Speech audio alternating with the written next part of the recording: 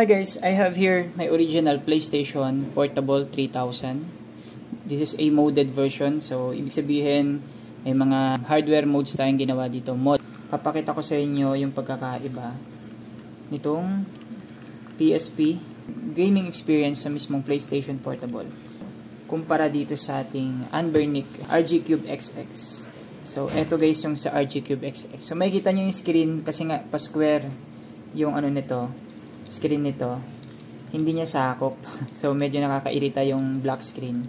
Sa taas saka sa baba, yung black border. And also, makikita nyo naman na in fairness okay yung run ng game dito sa Anbernic RG Cube XX.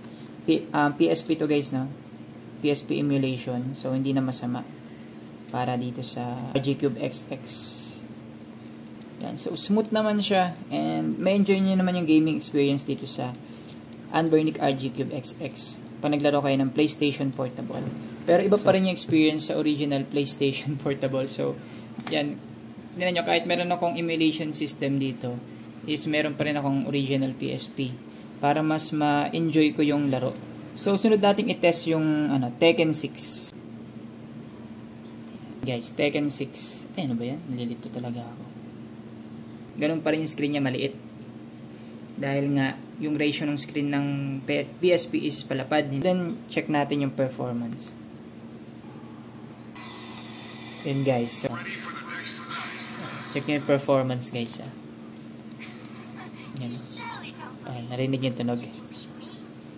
Nagbabuffer. Yan di ba? Malag. Oh. Wait lang. Para makita nyo maigi.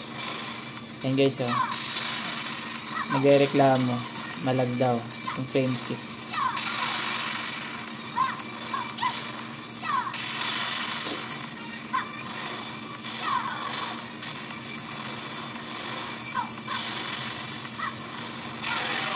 Yun. So, kita nyo naman kung gaano siya nahihirapan.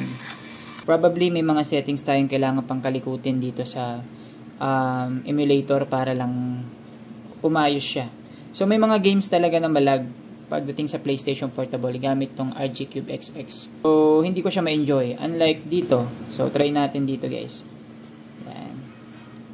Sa mismong PSP. So, kung kaya nyong makabili pa ng PlayStation Portable na maayos.